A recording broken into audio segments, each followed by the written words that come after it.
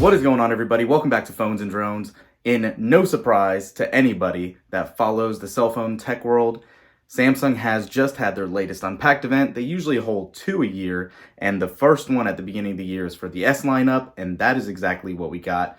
We were introduced to the new Galaxy S23, the 23 Plus, and the 23 Ultra series, and they look great, but spoiler alert, before we even get into our first impressions, this is definitely one of those slightly refreshed lines for the year 2023. This isn't a total revamp. This is for all you Apple viewers that like to go off of a tick-tock cycle, this is the Talk. It's the smaller one. There's not a lot of groundbreaking changes design-wise. Everything's internal, and everything they're talking about is obviously mainly about the cameras. So let's jump right into these specs. We're not going to drag this one out. We don't have our phone yet, but we do have one of the new S23 Ultras coming in that actual sky blue color, or light blue, whatever they're calling it. It is one of these Samsung exclusive colors, and they had 4 this year, and this one and the lime look great.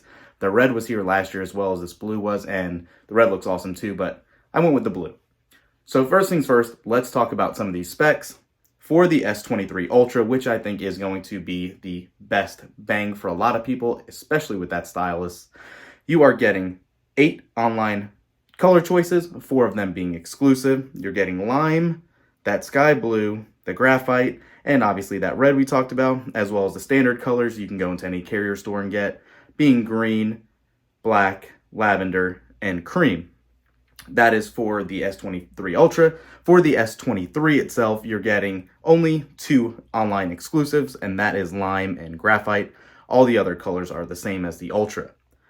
Spec-wise, you're getting a 6.8-inch, obviously Edge Quad HD Plus display is what they're calling it, with 1388 by 1440, with a peak brightness of 1750 nits. That's pretty good. It's still not on par with the 14 Pro Max, which gets up to 2000 nits. In more traditional settings, you have HDR brightness of 1200 and HBM of 1200 as well. You do still have that adaptive refresh rate that goes all the way down to 1 Hertz up to 120 on both of those devices. So that's pretty awesome. They did not skimp on the nits on the smaller models. They kept that true. You are getting the smaller resolution display of a flat FHD Plus display at 2340 by 1080 on the actual S23. The S23 does have a 6.1-inch display instead of a 6.6-inch on the Plus, but in addition to that, you are still going to get a substantially different size devices. And what's interesting is on the S23 and S23 Plus, you will be getting a base level storage of 128 gigabytes only. On the Ultra, this does start at 256.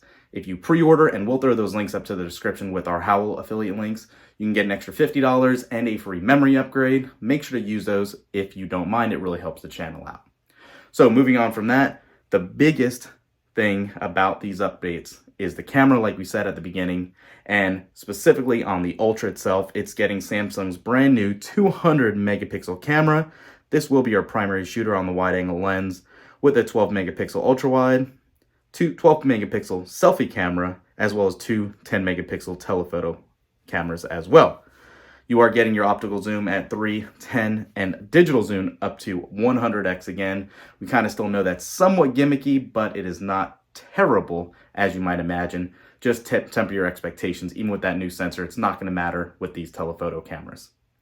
Beyond that, your digital zoom is capped out at 30x on the S23 and S23 Plus. Optical is capped at 3x.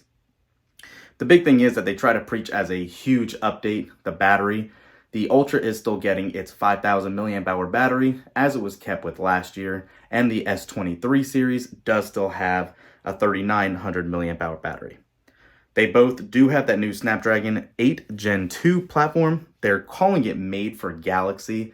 We don't know if it's still overclocked a little bit, if it's any binning on mobile processing, but it still should technically just be a Snapdragon 8 Gen 2 chip. They are both octa-core, obviously, so there's that. IP68 water resistance, Gorilla Glass Victus 2. Nothing crazy, nothing new with that. Obviously, they're all 5G capable right now. They have a good amount of new accessories as well you can check out. They have a little gadget case that's pretty unique. We have one of those coming, as in traditional fashion, when we actually do our unboxing and our reviews and our first look. We will have a couple of these accessories to go over as well. I'll throw links up to all these as well. But for now, we'll keep this video short and sweet. Our first impressions are that it's a meh update. Right? I mean, you're not getting anything groundbreakingly new. They want to preach all this astronightography and all of these new features of the camera.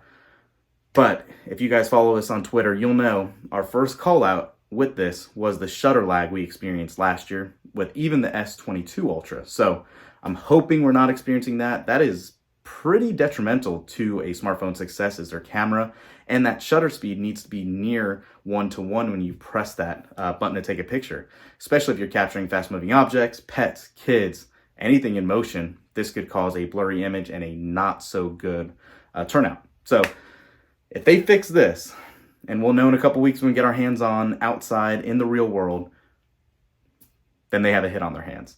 If it's not fixed, then obviously we might need to have another conversation, but we'll do that. So make sure you turn notifications on. Thumbs up to this video, subscribe to the channel, and we'll catch you in those videos. Peace.